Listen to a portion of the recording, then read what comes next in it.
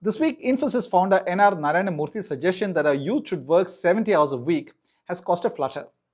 Quite natural, because the pre-independence born Murthy is talking about our youth building India at a time when India's youth are craving to exit the country.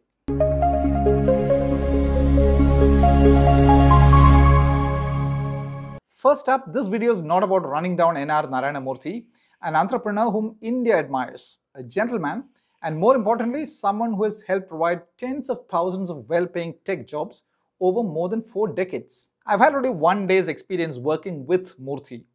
The day he and the Infosys top leadership came to the Economic Times office in Bangalore to edit 1 day's edition of the paper, and I was doing the lead story on page 1.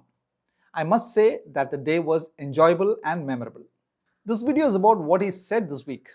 In the context of the rise of Japan and Germany post-World War II, Murthy said that our youth must say, "India is my country. I want to work 70 hours a week." Fact is, they're not saying this. In fact, tens of thousands of them are yearning to leave the country. Forget expecting our youth to say, "I want to work 70 hours a week." They are actually leaving the country even before reaching college, making the study abroad business perhaps the most thriving business sector in the country. This year, an expected 1 million students are expected to leave the country to study abroad, which means an average of 23 students less in each of India's 44,000 odd colleges. If this trend persists, India's colleges are heading into an existential crisis. This week, the Palestine ambassador to India, Adnan Abu Al-Haija, said, "Palestinians will die rather than leave home." I was in Israel-held Palestine some 5 months back, but can only visualize what that place looks like after the stream of bombings. What an irony that in a devastated, bombed-out Palestine, people want to stay home, while our youth are dying to go abroad and even willing to risk their lives for it. Last year, a young Gujarati couple, Jagdish Patel and Vaishali, and their 2 little children froze to death while trying to enter US on foot from South Manitoba on the Canada border. Now the whole world knows our craving to migrate somewhere. This week, El Salvador announced it is charging a $1,000 fee for passengers from India and Africa in a bid to curb migration to the US through that country. Note the point, a $1,000 fee for passengers holding passports of India or 50 African countries. Why are so many Indians leaving the country? The World Development Report says, on an average, there's a 120% income gain for Indians leaving to work overseas.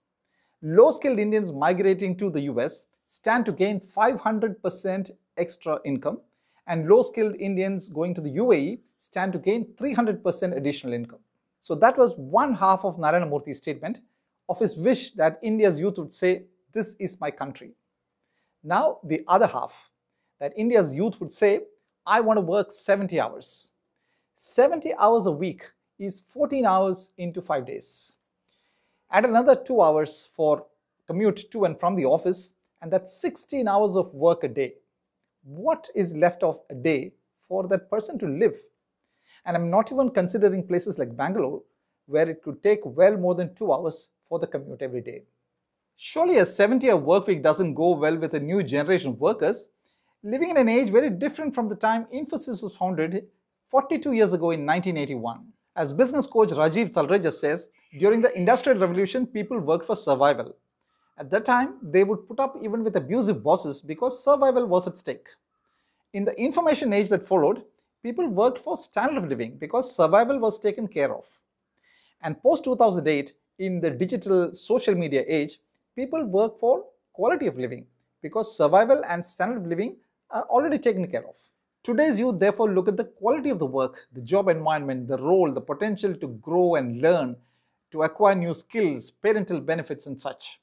Tell them of a 70-hour work week and they'll politely tell you they're not the post-World War II generation. In their eyes, Indian companies do not match the best in the world in terms of the quality of life offered.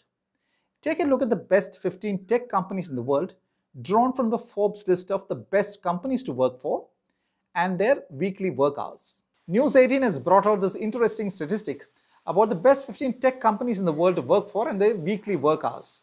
Samsung 45 hours, Microsoft 40 hours minimum, Alphabet 40, Apple 40, IBM 40, Adobe 40, Cisco 60 hours maximum, including overtime, and overtime must be voluntary. Dell 40, PayPal 40, Sony 45 hours, Intel 40, Siemens 40 to 50 hours as per requirement, Amazon 40, Netflix 40 hours but no 9 to 5 schedule, and Oracle 40 hours or a minimum of 20 hours per week. Any wonder that India's best talent are leaving abroad to head global companies? A 70-hour work week sounds outdated, archaic and passé for the digital social media generation. But no disagreement with Narayana Murthy that hard work and commitment do pay, and that India will do well to have increased productivity, lesser corruption, and an end to bureaucratic delay. To that, I would add an end to permanent jobs in government. If this video reaches you, Mr. Murthy, I still cherish the day we sat side by side at the Economic Times office in Bangalore, you pouring out your thoughts and I putting them down in news story format. Warm regards and take care. While we are on the topic of 70-hour work week and talent leaving India, let me leave you with this news item about a team with outstanding chess skills who are not leaving India. They happen to be behind bars. A team of 9 inmates from the Yerawada Central Prison, Pune, won the gold medal for India last week in the online International Chess Championship for Prisoners. Who did they beat to the gold medal? El Salvador, that same country through which Indians who are free are trying to migrate to the US. India can feel assured that at least these outstanding chess talents do not go abroad, at least until their prison terms end. And they spend not 70 hours a week, but 24/7 or 168 hours each week in jail.